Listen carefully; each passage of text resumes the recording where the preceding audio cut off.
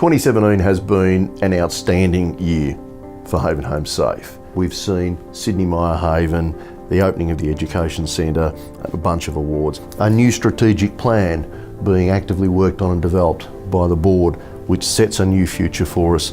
As a financial year, we've come out with some pretty good numbers, and we can tick off our 23rd consecutive year of growth. There's not too many organisations around that can claim 23 consecutive years of growth. Really all that means is that we're able to help more people, and that's what we're interested in.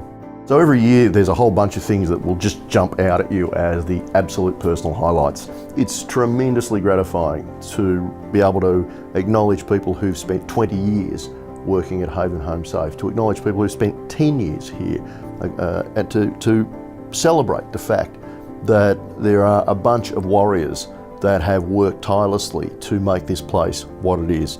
People who have often put the job before their family, often put the job in front of personal commitments. People who front up day after day to do work that is not appreciated very often, almost never thanked, and very rarely celebrated. So it's really unusual in this field to have people who can put 10 or more, and in this case 20 years of work into an organisation like that. It's great to be part of an organisation that's creating careers and jobs for people in this town, and careers and jobs for people in other towns as a result of that. You know, that's reversing the trend. That's really powerful, and I think it's professionally and personally really rewarding. So one of the great things in the last 12 months was being invited by my colleagues to come back onto the Power Housing Australia board, the organisation that I founded, I guess, and the opportunity to work with that organisation to influence federal government policy. This is professionally very rewarding, but it's only rewarding because there's a fair chance we'll get to house more people as a result, so that's very exciting. So the opportunity again to participate in the International Housing Partnership and continue the conversation, and for the first time to bring the International Housing Partnership to Melbourne is a great and professionally rewarding thing. You cannot talk about professional highlights without thinking about Sydney Myer Haven, the project that links together the opportunity to provide housing for homeless people and the opportunity to help them reset their aspirations. We're seeing people who have been successful in getting their children back out of care, seeing people who are successful at changing their relationship with drugs and alcohol in a very positive way, seeing people who are changing their relationship with the welfare system. We're seeing people making active choices about training and gaining skills. So we're seeing this array of changes in people's lives, and we're seeing people graduate and move on, which is exactly what we'd hoped for. It's just working better than we thought. Sydney Myer Haven won yet another, its fourth award this year. Tremendous to see that our staff have applied for 4 of these awards, and Sydney Myer Haven has won all of them. So one of the bigger achievements during the course of the year that has really tangible benefits for people is the refurbishment of our Preston office, which is in a cracker of a location in central Preston. When we merged with North East Housing Services, one of the things that we said that was obvious that needed to be done was to change the physical office space. It was a leftover relic from the child protection era where clients who would come into the Preston office as adults had probably previously been there as clients of child protection as children some 20 or 30 years previously. Nothing had changed. It was not a welcoming space. We wanted to have a functional modern office for our staff in Preston that wasn't just about a welcoming place for clients. We wanted it to be a welcoming place for our staff. What it will do is enable us to deliver a much better service to our clients, a much more integrated service. We've implemented a brand spanking new integrated housing management and finance system. It's called Kaipira, and like all IT systems, it will be frustrating as we work our way through, but it's already showing fabulous promise, and it will enable us to deliver much better services to our clients. It would be remiss of me not to talk about our cracker of a new website. It's no secret that we're living in a very modern world where things are changing at the speed of light, but having a functioning web page that is interactive, that allows us to analyse and understand who's coming to our page, where are they coming from, where are they going to, what are the things they're interested in, so that we can begin to learn how can we service our clients better. So the big news for people who are in the social housing and homelessness field was on the 5th of March when the Victorian government released its Homes for Victorians policy. This came after almost a decade of an absence of state housing policy. Haven Home Safe has been very unusual in that every year we have managed to find some new project. It's been great that we've been able to do that, but to see this new Homes for Victorian policy come through, we've got to give the state government some credit for that. We've got to say this gets a big tick. If you are going to do something about housing and homelessness, you'd want to do something about stamp duty, you'd want to do something about first home buyers, you'd want to do something about planning regulations, you'd certainly want to do something about tenancy legislation, you'd certainly want to do something about homelessness, and you certainly need to do something about affordable housing. And so this Homes for Victorian policy ticks all of those boxes.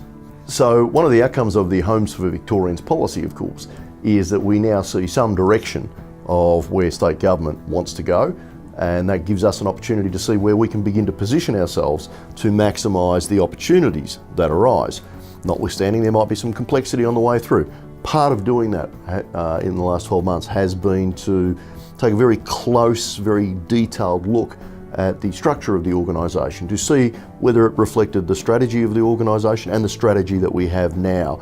And we've made some changes to ensure that those things are aligned now, and we're ready to proceed now with the new strategic plan that the board have been involved intricately in developing. One of the challenges for non-government organisations is that we can't invest in research and development. We can't market test. We just don't have the margins in our business to be able to do that. So when we craft a new strategy, it needs to be really well thought out. It needs to be grounded in reality. We fight very, very hard for every dollar in this sector. So to have the clarity from the board on what they say our aspiration is, should be, and identifying where it is they want us to go is extraordinarily helpful. We've got an executive team now that have crafted a business plan response to the board's strategic plan, and we will progressively work our way through that. We're confident that the board have picked the right directions, and we look forward to delivering on all of those directions for the board. So 2018 marks 40 years of Haven Home Safe existing as an incorporated entity in one form or another, from the originally BUARC, Bendigo Urban Emergency Accommodation Resource Centre, to probably more geographically and specific name of Bendigo Emergency Housing. Then we moved to Loddon Mallee Housing Services, but we trade as Haven Home Safe, and we trade as Haven Home Safe because we don't want to talk about geography. We're going to see some things next year that have been in play for some time that will come to the fore. We've spoken about Homes for Victorians potential growth. We've spoken about potential changes with the federal government, managed investment trusts. But what I haven't mentioned is the National Disability Insurance Scheme, which is changing the face of how people with disabilities in the community are being supported, changing the service model, changing everything to do with delivering services for people who have, in many cases, profound disabilities, and as it should be, and about time. We don't see ourselves as a provider of services and support services and personal services under the NDIS, but we absolutely see ourselves as a valuable part of the delivery of housing for those people who need it. People who need quite specifically designed housing, people who need housing that needs to be modified for their needs. And we understand that this is not a core specialist expertise of ours, but it is a core specialist expertise of Active Community Housing Limited. And so we've formed a partnership with Active Community Housing, and we together will work forward, move forward in this space. We'll work together to make sure that we can bring our balance sheet and their expertise to make sure that we can house people with profound needs, to house people who have disabilities, people for whom the marketplace to date has not catered for. So we're looking forward to doing that. We're looking forward to expanding our relationship with rural housing, now called Beyond Housing, up in the northeast of Victoria, to continue what we've always done, which is to find ways where, working together, we can expand the services, the depth and the array of services that clients, tenants and homeless people need. Because we all know that in this space, none of us is as smart as all of us, and none of us has all of the expertise. But if we can continue to work on this different business model of bringing people in at the supply end. We will expand the number of consumers on the other side of the equation who will be able to access our services.